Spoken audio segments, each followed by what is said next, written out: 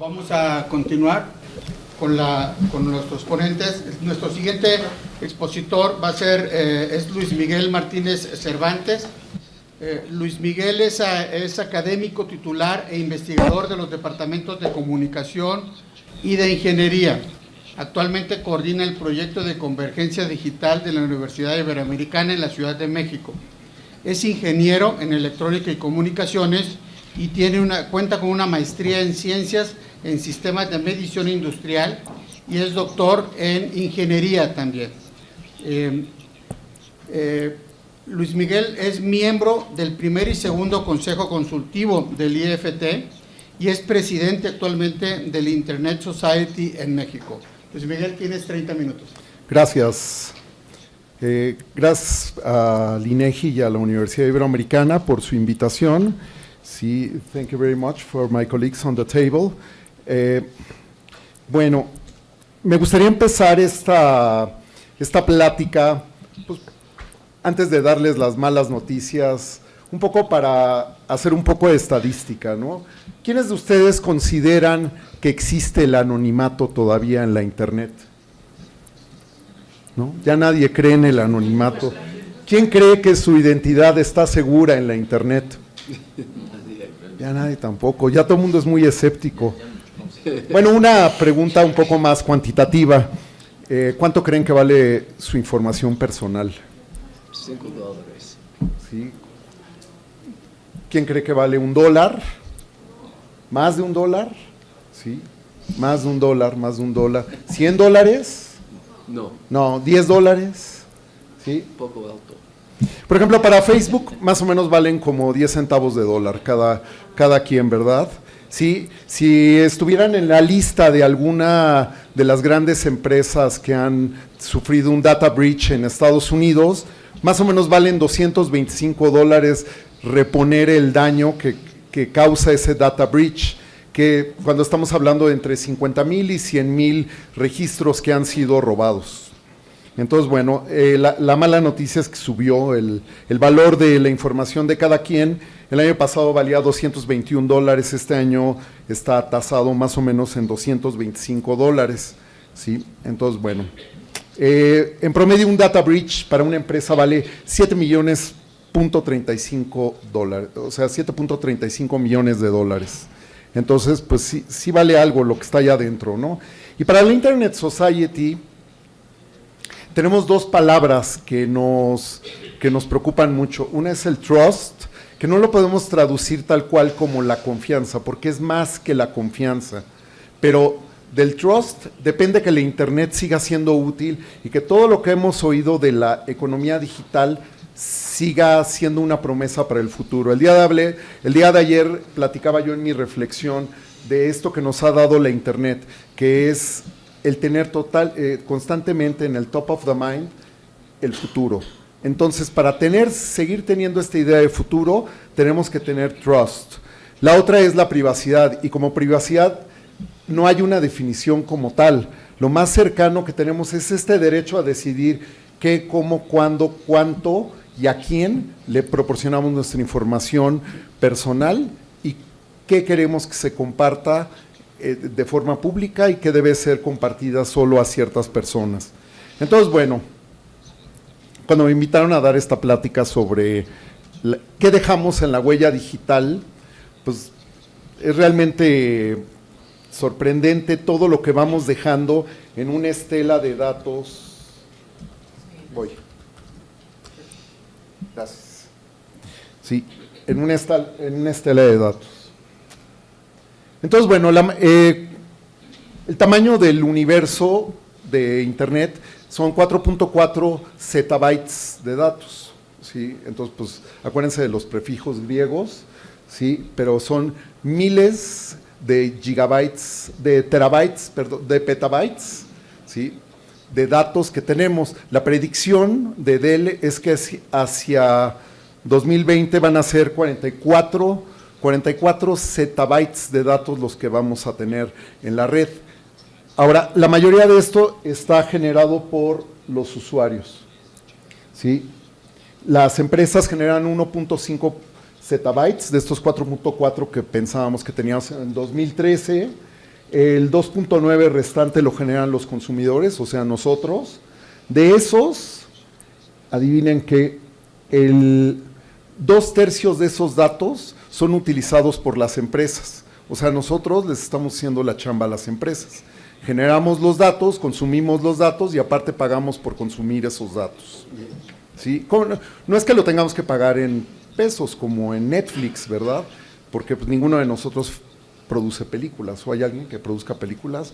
Pues no, ¿verdad? No producimos películas, pero sí las consumimos. Pero toda nuestra información que está dejada en esta estela de datos digitales, pues le está generando un valor agregado a estas empresas. ¿Qué pasa en el universo digital, de acuerdo a MC y a IDC? El 57% de los datos, en teoría, no requieren protección, que son las fotos que sacamos con el teléfono, pues, un live video que hacemos, el contenido de un sitio web que publicamos, ahora sí que de forma pública, datos abiertos, todo eso en teoría no requiere protección. El 43%, o sea, la mitad de esos 4.4 zettabytes en 2013 requieren protección, que son datos financieros, datos personales que sirven para identificarnos, datos médicos y datos de nuestras cuentas. De esos, solo la mitad están protegidos. ¿Qué quiere decir? Que esto forma un mercado de aproximadamente el 25% de los datos que hay en Internet pueden servir para lo que quieran, para venderlos, para extorsionar, para algún crimen, para predicciones de mercado. Todo eso vale en ese 25% de los datos que andan flotando libres por la Internet y que no están protegidos. Y este universo crece y crece y crece. Les digo, en 2013 hablábamos de 4.4 zettabytes, ahora hablamos de 44 zettabytes en 2020, ¿sí? Hacia 2100 se está calculando que esto llegue a 440 zettabytes. Entonces, pues es demasiada información. Un poco la comparación me gusta, que es si en 2013, si pusiéramos esta información como tablets por la memoria, solo alcanzaríamos hasta 2/3 de la distancia entre la Tierra y la Luna, ¿sí? Hoy en 2020, ¿sí? Nos alcanzaría para 6.6 stacks para llegar de la Tierra a la Luna. O sea, tendríamos 6.6 veces en memoria la distancia de la Tierra a la Luna, ¿sí? Lo cual, y bueno, si nosotros generamos toda esta información, pues tiene que ver con los dispositivos que tenemos. Entonces, bueno, en promedio en el mundo, ¿sí? Tenemos 3.64 dispositivos por persona, ¿sí? Los hombres tenemos ligeramente más dispositivos que las mujeres, ¿sí? Habría que ver en nuestra economía, ¿sí? Pero algo que es sorprendente es el estrato superior de la economía tiene 4.4 dispositivos, o sea, 5, hagan la cuenta si ya llegaron a los 5, y el inferior 3.44, o sea, prácticamente en los extremos solo hay un dispositivo de diferencia. Probablemente sea una computadora que no tengan en casa, ¿sí? Pero acordémonos que en este país pues, hay quien tiene 2, 3 celulares, dependiendo de sus hábitos de consumo. Entonces, bueno, algo que nos explica cómo nos fuimos a meter en esto es el paradigma de las industrias culturales. Y el paradigma de las industrias culturales es muy interesante porque relaciona en un contexto socioeconómico la creación y el consumo, ¿sí? Entonces, pues es un ciclo ya de nunca acabar. Empezamos con la creación, nos pasamos a la producción, de ahí a la distribución, de ahí al consumo, y luego esta parte que aporta la cultura, que es la remediación, la intervención, la resignificación. ¿Por qué? Porque una foto le podemos dar 10 vueltas al ciclo y en cada vuelta va adquiriendo valor. ¿Por qué? Porque las personas lo consumen, ¿sí? Entonces, curiosamente, las personas que hacen cultura dicen que la Internet va a acabar con la cultura, ¿verdad? Pero pues ellos mismos siguen generando nuevas culturas. Y bueno, a mí me invitaron para hablar de huellas digitales, pero el problema es que ya se hizo un relajo con la nomenclatura. ¿Por qué? Porque en 2010, en el New York Times, hablaban de la sombra digital, the digital shadow, ¿sí? Donde hablaban que había hábitos de consumo, donde había nombres en listas de correos, hábitos de surfeo de la red, incluso imágenes tomadas de las cámaras de videovigilancia. Y pues este señor Alex Manfreditz decía pues, que era una consecuencia de la vida digital. Parece ser que toda esta influencia de los programas como CSI y todos los que tenían que ver con detectives llevaron a que se le cambiara el nombre de la sombra digital a la huella digital, pero el problema es que en español no podemos hacer la diferencia entre el fingerprinting y el footprint. Entonces tenemos huella o huella, ¿sí? Entonces tendríamos que usar el término en inglés, pero son cosas distintas. Acuérdense, la huella digital se queda cuando tocas algo. La huella de pie se queda cuando atraviesas por algo. Entonces, la huella digital, que es esta que hay un bonito libro que se llama My Digital Footprint, tiene que ver por dónde pasaste, qué hiciste, qué consumiste, y la huella digital que produciste. O sea, la del pie es del consumo, la de la mano es la de la producción. ¿Por qué? Porque cada foto que toman se va con una serie de metadatos que dicen quién son, dónde la tomaron, a qué hora la tomaron, en qué lugar de la Tierra estaban, quién estaba al lado. Todo eso se puede reconstruir. Y ahorita es lo que vamos a ver, que es una consecuencia de la entropía o de la incertidumbre. Pero bueno, esta bonita credencial del lector, que si alguien tiene la curiosidad, pues ve que es falsísima. ¿Por qué? Porque el sexo es masculino, cuando la foto es femenina, la dirección es de la colonia del Valle o de Polanco, y la delegación es Coajimalpa de Morelos. Entonces, pues es la de prueba del INEGI, ¿no? Pero bueno, el concepto de la entropía es de que en un bit podemos representar cuando hay una probabilidad de 0.5. Si somos algo así como 7.600 millones de personas en este mundo, pues cabemos representados en 33 bits. ¿Qué quiere decir? Que con tener 33 bits de tus datos te puedo localizar en este mundo. ¿Por qué? Porque la probabilidad es 1 en 33. Entonces, para eso se utiliza esta medida de entropía, que tiene que ver con el logaritmo base 2 de la probabilidad. Entonces, por ejemplo, el número de bits de información que se requieren o que aporta el saber tu signo zodiacal son 3.58. El de tu cumpleaños son 8.51. El chiste es juntar 33 bits de datos y puedes localizar a quien quieras en el mundo, ¿sí? Por ejemplo, esta señorita que dice llamar Margarita Velázquez Gómez, porque ya ni los que roban datos se creen todos los datos, ¿sí?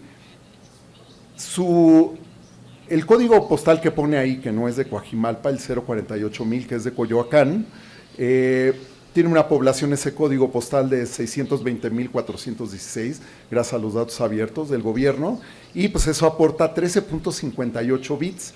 Si le agregamos los bits que obtenemos de saber que es mujer y probablemente el año de nacimiento, pues ya tenemos bastante de la cadena de 33 bits que necesitamos para identificarla. ¿Qué es lo que nos da la credencial del lector? Perdón. Bien, nos da el país, nos da el domicilio, nos da el año, nos da... O sea, vas a cualquier lugar, a ver, préstame una identificación y no te das cuenta, le sacan una foto y pues ya tienen como reconstruido parte de tu vida, ¿no? Pero aparte, gracias a que trae la foto, porque es credencial de fotografía credencial de votar con fotografía, porque se acuérdense que había unas naranjitas y café que no tenían foto, ¿verdad? Entonces está ya con la foto, yo puedo hacer cosas como esto, ¿no? ¿Sí? La puedo buscar directamente en Google y me enseña como personas parecidas, a ver si la podía localizar. Finalmente la encontré en un periódico, en un blog, ¿sí? Y hay muchas personas que se parecen a ella por el tipo de color, por la expresión, etcétera, ¿no? Un buen ejercicio, tomen una foto de ustedes y échenla a Google a ver qué les sale. ¿Sí? Y bueno, en ese sentido, pues se pueden aplicar una auditoría personal, que es, tecleen su nombre en Google a ver qué les sale, ¿sí? Háganlo en su computadora personal y fuera de su computadora personal, porque todos los buscadores, excepto muy pocos, tienen un registro y saben perfecto quiénes son ustedes, qué sexo tienen, qué edad tienen, qué preferencias tienen, y en base a eso van construyendo un perfil de ustedes. Ese es el tipo de huellas que van construyendo. Este buscador que se llama DuckDuckGo, ¿sí? En teoría les asegura que todas sus búsquedas están libres de cualquier tipo de almacenamiento, ¿sí? Yo ahí busqué a mi director de doctorado y luego apareció, ¿sí? Poniendo su nombre, inmediatamente me dio 3 registros de quién era él, ¿sí? Puse el RFC de la Ibero y luego me salieron páginas y páginas donde está mencionada la Ibero y que no es la Ibero, ¿no? ¿Sí? Puse un nombre de una persona conocida que estudió en el ITAM y luego me salió su cédula profesional, ¿sí? Hasta podía ir a pedir una copia, ¿no? Y claro, cuando yo agrego más bits en estas búsquedas, pues es más sencillo, ya que puse el nombre de Richard Rakowski y Brunel University, todos los datos fueron 100% precisos, ¿sí? Y con eso junté menos de 10 bits de datos, nada más. Y bueno, todos los que creen que su password está seguro, lo pueden buscar en esa tabla. Son como los passwords más comunes del mundo, ¿sí? Seguro aquí alguien ya puso NSC 1701, que era la matrícula de la nave de Star Trek. Sí, y bueno, el famosísimo 1, 2, 3, 4, 5, 6, 7, 8, que está hasta arriba, ¿sí? Que es de los más utilizados en el mundo. La palabra password cambiando la O por el 0, ¿sí? Y bueno, cada vez que utilizas tu navegador, ¿sí? Le entregas cualquier cantidad de información a la red, ¿sí? Por ejemplo, anoche que copié estos datos, pues el 43% de las personas utiliza Firefox, el 1.1 utiliza la misma versión de Firefox que yo, 13.6, y todo eso construye tu digital footprint y tu digital fingerprint, ¿sí? Todo eso va pegado, ¿sí?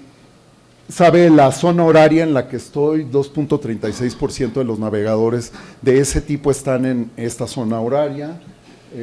Yo para un poco confundir al enemigo lo tengo en inglés, pero ahí también detectó que estaba en inglés, ¿sí? Y 2 herramientas me dijeron que me podían rastrear por el tipo de navegador que utilizaba. Para los que utilizan Mac es más seguro utilizar Safari que Firefox, por errores de diseño que tiene. A los que usan PC, pues no hay ni cómo ayudarlos. ¿Sí? Y bueno, la OCDE da 2 claras recomendaciones a los gobiernos. Una, que se limite la recolección de datos, que no andemos recolectando datos por recolectar datos nada más para ver qué día nos sirven de algo, ¿sí? Sino que estén limitados para cosas que sean realmente útiles, ¿sí? Y en eso yo creo que está incluido lo que hace el INEGI, que es realmente producir estadísticas en base a datos que no sean rastreables a las personas, ¿no? El problema es cuando ya te pueden rastrear. Y pues lo que siempre recomienda la Internet Society, ¿no? Que es poner al usuario en el centro de las soluciones, ¿sí? En tanto los gobiernos crean que van a resolver todos los problemas a través de regulaciones y de leyes, no se va a resolver nada, porque el maleante siempre lleva a la delantera, ¿sí? Entonces el usuario tiene que ser empoderado, ¿sí?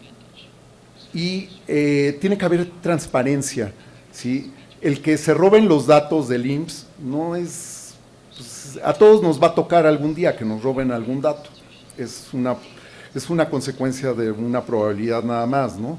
Sí, pero acordémonos, se robaron el padrón electoral. ¿Cuántos datos personales no vienen ahí? Ya vieron, ¿no? Sí. La seguridad de los datos en toda organización tiene que ser una prioridad, ¿sí? No es algo así, acuérdate de hacer un respaldo. No, o sea, desde nosotros hasta la organización más grande, todos tenemos que tener políticas de seguridad de datos, ¿sí? Recuerden, los passwords son como los cepillos de dientes. No se prestan ni se comparten, ¿verdad? ¿Sí?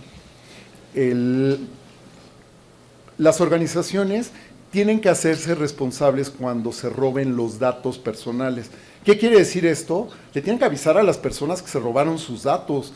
A final de cuentas, las organizaciones se lavan las manos diciendo, no, usted firmó un acuerdo de que yo podía usar sus datos y pues ya ahí si se los robaron pues ya no fue mi culpa, ¿no? No, o sea, todas las organizaciones son responsables del tener un dato personal, que puede ser desde tu edad, tu número de teléfono o lo que sea, ¿no?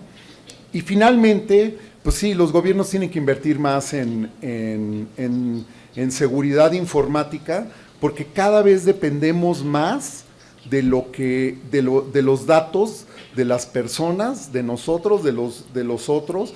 Bueno, pónganse, quien tenga muchas ganas de sufrir un ratito, ponga el nombre de su hijo o hija en Google a ver qué sale.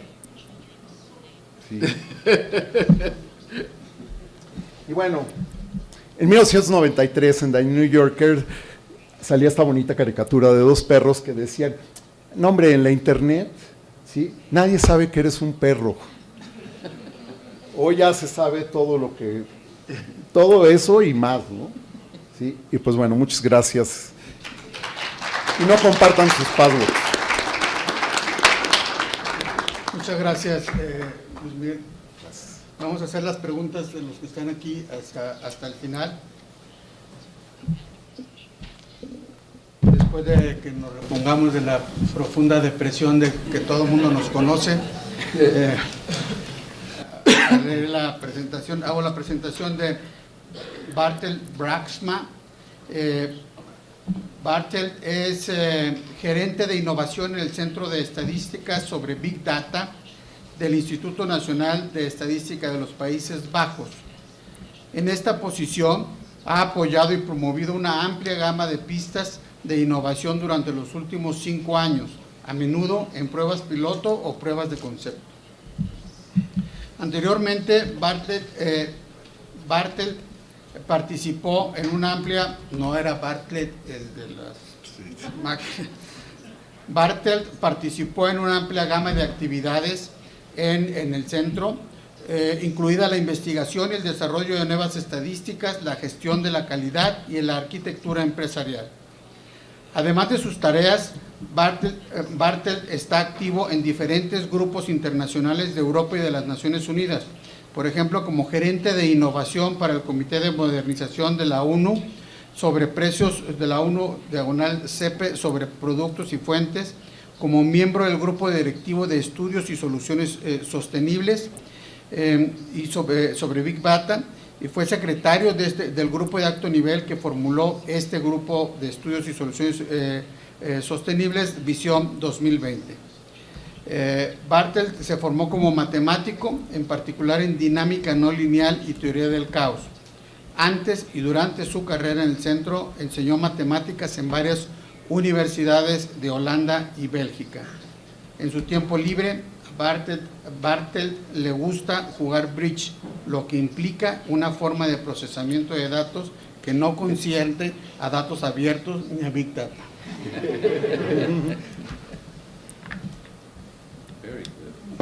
The floor is yours for 30 minutes. Okay, thank you very much for the introduction, and also thank you very much for inviting me to be here. It's a very nice seminar, it's very topical, it's very spot on, I think. Actually, I have to confess that I was not originally invited here. The person who was invited is the second name on this slide, Lotte Oostrom, who was the project manager of the project that I'm going to present here. But unfortunately, or maybe fortunately for her, she's on maternity leave at the moment, so she has other business to attend. So I'll try to explain what the project is about. I was involved in it, but not in the project work itself, but in setting up and starting the project. So what I'm going to describe is our study, which we did last year, about measuring the importance of the internet for the Dutch economy. Actually, we defined 4 goals. First, to come up with, what does it actually mean, the internet economy. It's also been mentioned by several others that we need definitions for digital economy, so we came up with a pragmatic one here. So, of course, we're statisticians, so we want to produce some figures, some numbers to show the importance of the internet for the Dutch economy. We also want to show the possibilities of new measurement methods, which was also mentioned by Rebecca in her presentation of the ESCO in the UK. So it's very important to look into the opportunities offered by big data and other news sources. And last but not least, we also want to explain differences which might come out of the study that are different from the current regular statistics that we produce. I will present one example of that. So this, what we did is actually a research study, so it's not yet regular statistics. We also don't call it official statistics, so it's a research study, and we release it on our site of innovative products, so better products which you can consider experiment statistics. And it was joint work with Google, data provider, and our National Statistical Institute. I come to that in this slide. So actually, the start of this work was when Google came to us to ask us, can you help us to give a better picture of what the internet means for the Dutch economy? And on the one hand, we were happy that they came to us, because in the UK they had done a similar study without ONS, and that led to ONS bashing in the serious press, like, oh, these old outdated statisticians, they always are wrong. So we didn't want that. On the other hand, we were also a bit reluctant to work with Google, because as previous speaker, Dr. Martinez, has explained, Google is one of these representatives of the companies that collect all the information about us. So in brief, everybody uses Google, but nobody trusts them. So we had to think very carefully. It went all the way up to the board to decide whether we wanted to work with Google. In the end, we decided, yes, we want to do it. And also for Google, there was clear reason they came to us, because a couple of years ago they commissioned a report to a commercial consultant company, Boston Consulting Group. They went with it to the Ministry of Economic Affairs, and they were more or less bluntly refused to discuss the report with them, because the ministry said, well, how can we trust the results here? Because you have an interest in it, you're commercial, Boston Consulting Group is commercial, you hire them, so we just don't accept these figures. So that's the reason that they came to us, for our reputation as independent information providers in Dutch society.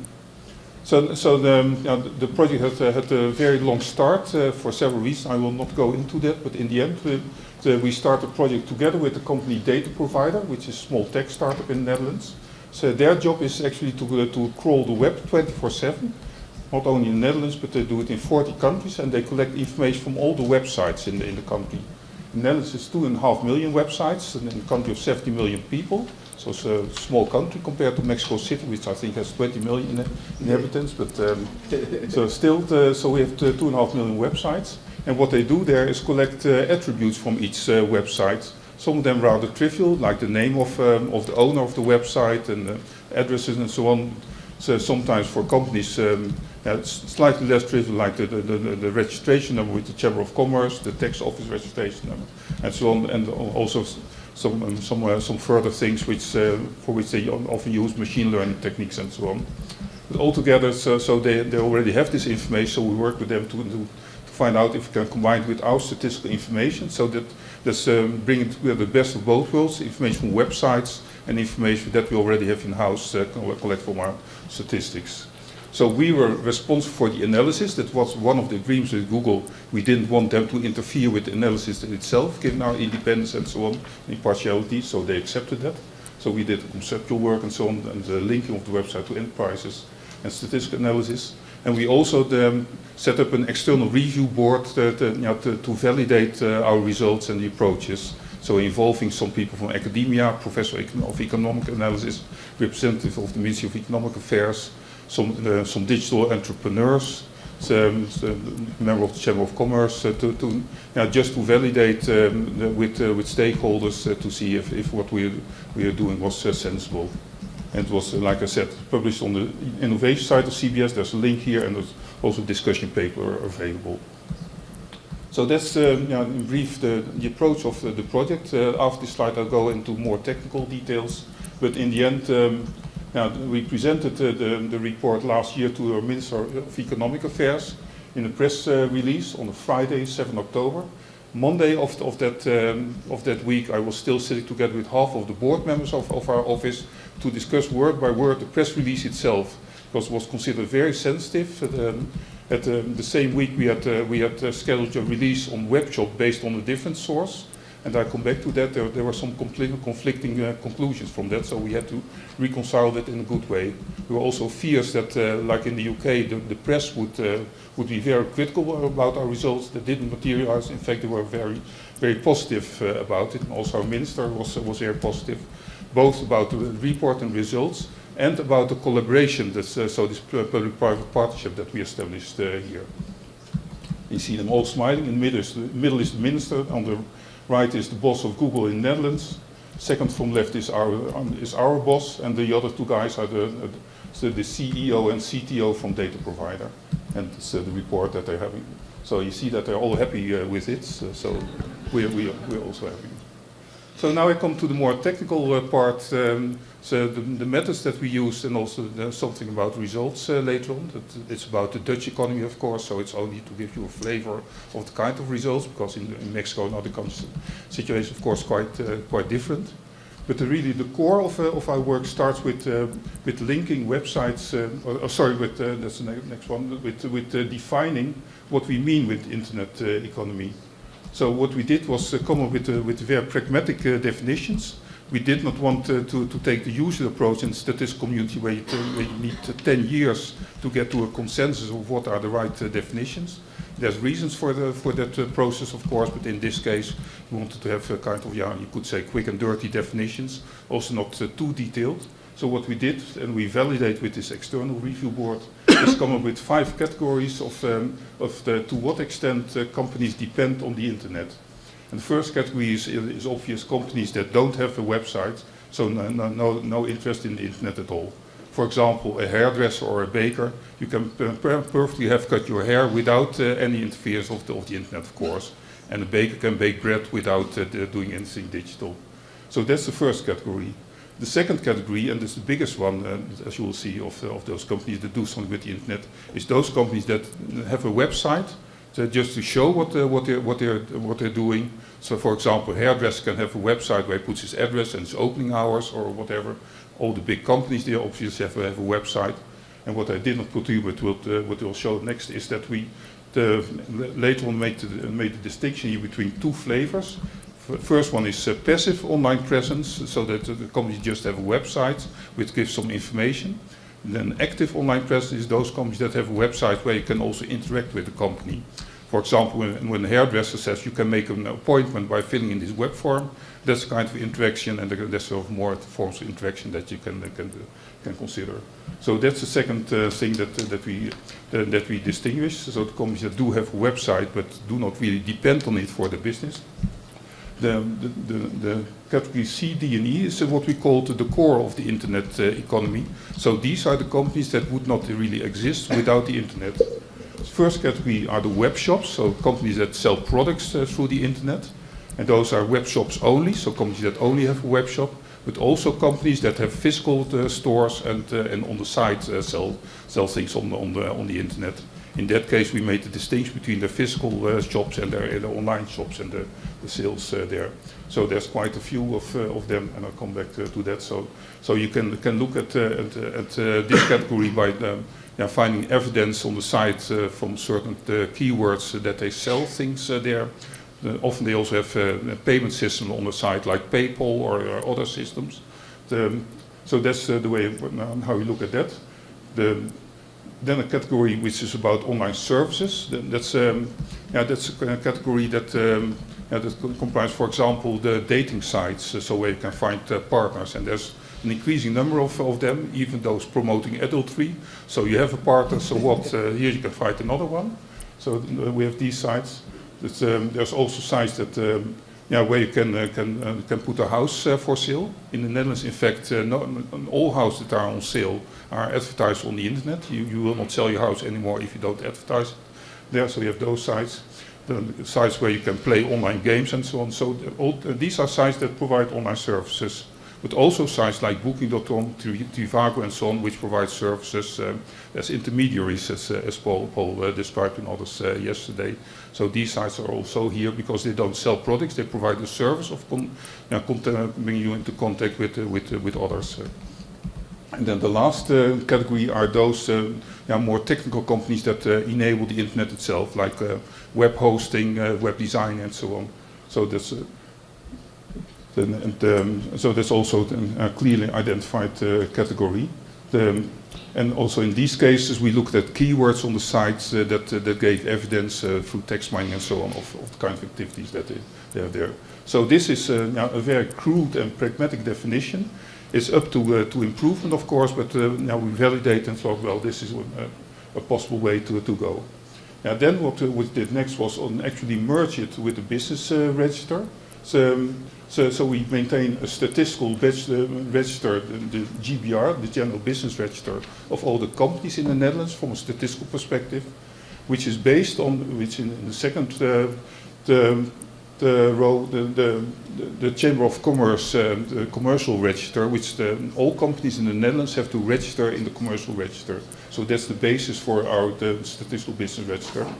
And what we did then was link the database from all the websites to the commercial register, because in principle all websites need to have their commercial registration number on their website, which is not always the case. So in those cases we had to find other ways. So we had a kind of algorithm to decide which websites belong to which company.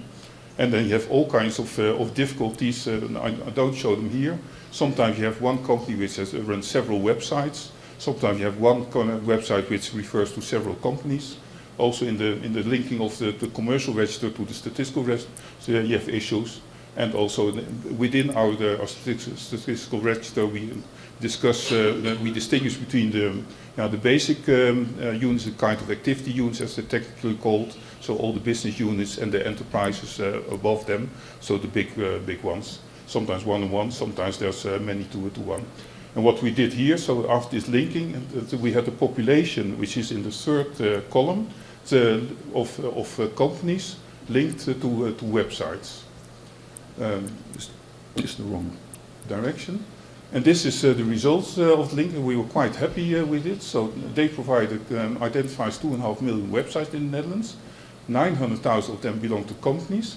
And we're able to merge, so link 840,000 websites actually to the businesses in our business register.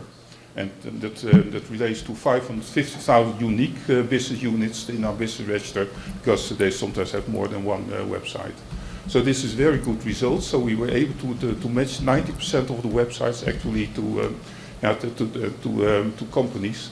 And this is the basis of our further statistical analysis.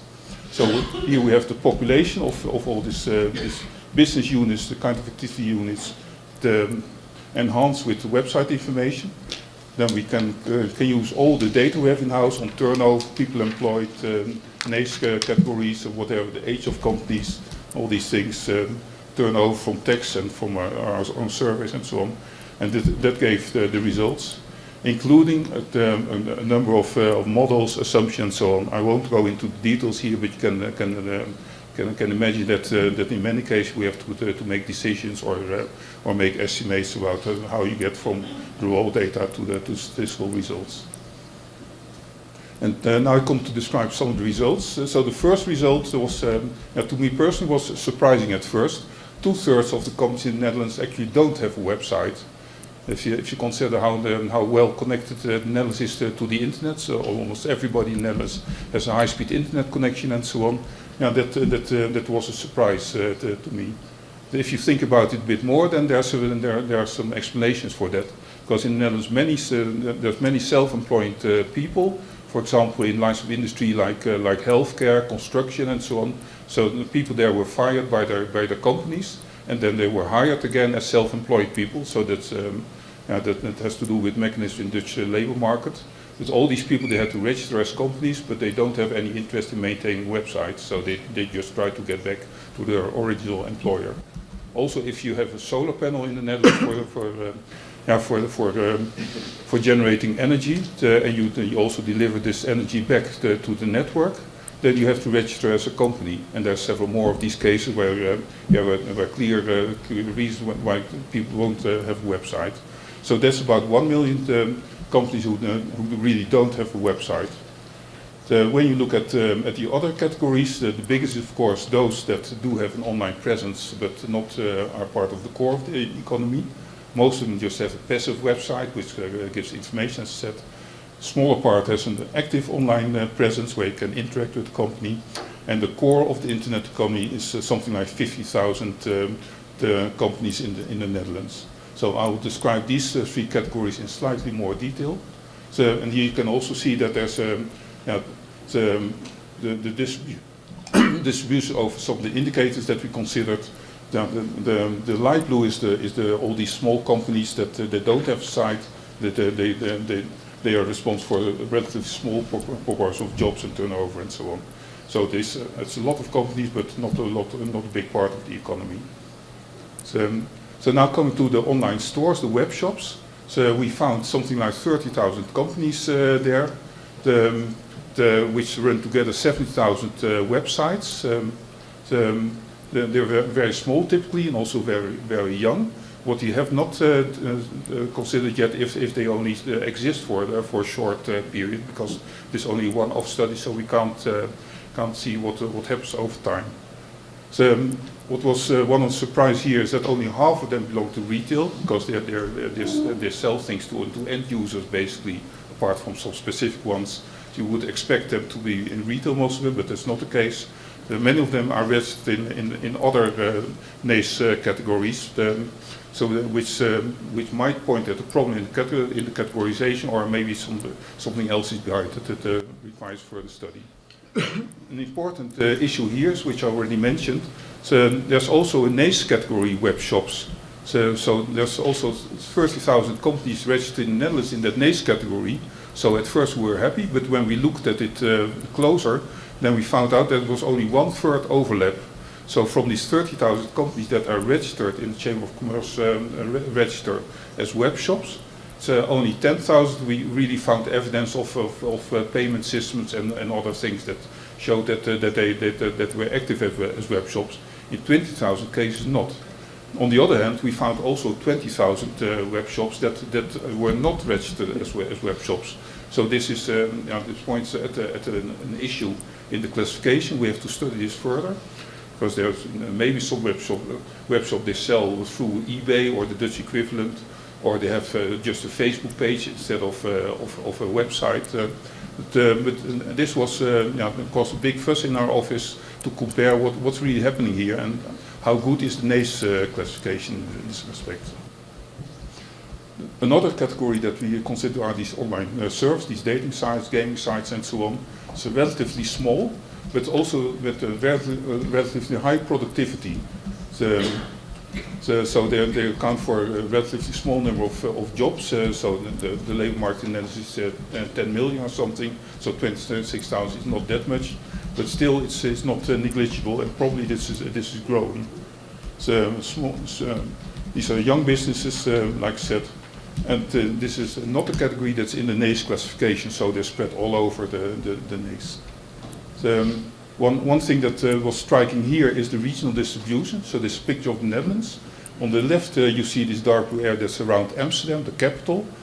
On the top, on the right top, that's around Groningen, which is a more rural area in the Netherlands. And we were surprised that we found relatively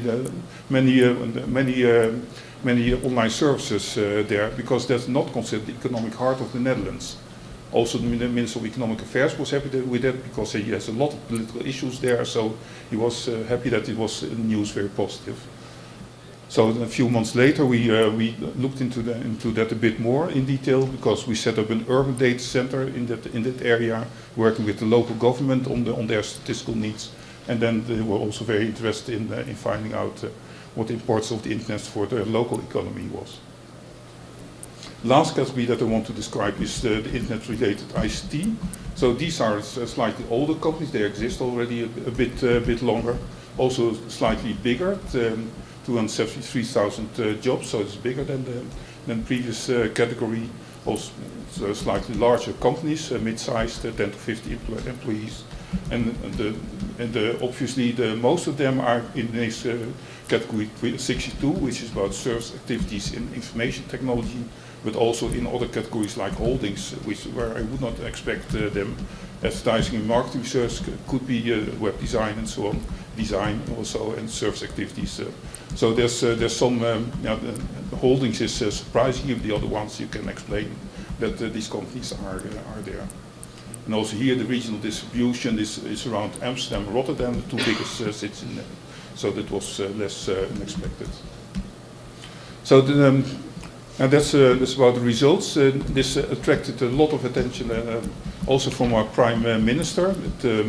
This is the Facebook page of our Prime Minister, and I can tell you he does not always put news about statistics on his Facebook page. He also tweeted about this. And the reason he did is because this is very close to the policy interests in the Netherlands.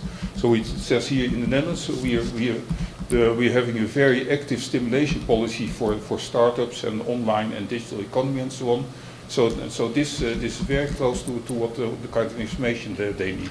So we now talk with the Ministry of Economic Affairs to elaborate further on this. But this shows that it's not for nothing that we're doing this. So, like I said, we're talking further about further enhancements or follow-ups of this study. The first thing that we want to do is revisit the definition. But like I said, it was very crude. But now we have to find out if it can be improved in some ways. So in statistics, always there's more interest in trends than in levels of figures. So we want also to create a time series. Data provider has an archive of websites, so we can combine that with our historical business register information and so on. So we also want to turn it into regular statistics, but of course we need funding for that. And what we also try to do is repeat the study in other countries. At the moment, you have someone over from South Korea who's there so for 1 or 2 years in an institute, and they're very interested in finding out if we can do something similar in South Korea. We're also talking with Germany, some other European countries of doing this, and that's enabled by the information data provider, which is already available in 40 countries. So the main issue here is to link the information from their websites, the database to the business register. In the Netherlands we managed to do that, but in other countries it may require different algorithms to do it. So we can also use machine learning and AI better than we have done now. We are thinking for including Facebook data, because some companies only have a Facebook site.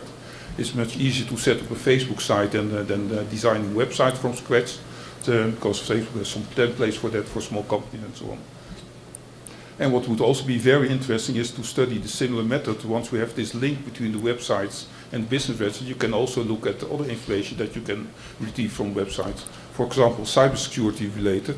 So you can look at content management systems if they're up to date or outdated. For example, you can look at certificates that they use there and other things that relate to cybersecurity and safety of the website.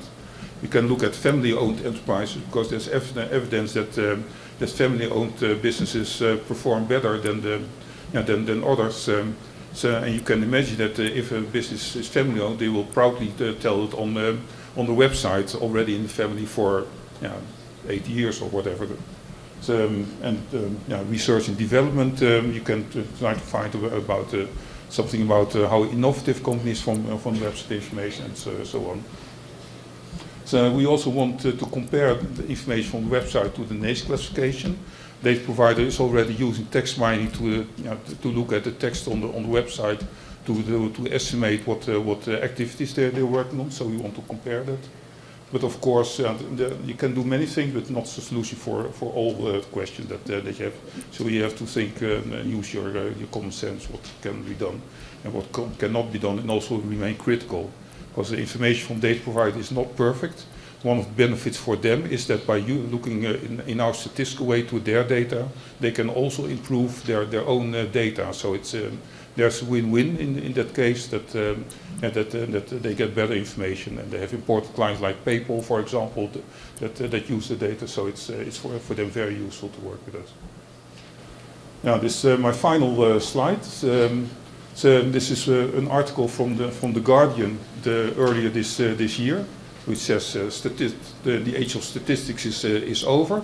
Now it's all about big data, so forget it, statistics, old-fashioned. It started in the 18th century when nation-states started to appear, and then they need statistics, but now the world is changing. Big data is owned by private companies, and so find a different job. So the national statistician in the UK reacted, this is not true, there's a better time than ever for us to protect it against alternative facts and things like a fact is just not opinion and so on. So we should keep on providing independent statistical information for society. It's more important than ever. And I would add to that by combining the best of both worlds, by combining information from big data with information that we traditionally are already good at. So if you want to read the article, the reference is here. It's very worthwhile to read it. I don't agree with everything, but it's really food for thought. Okay, so thank you for your attention.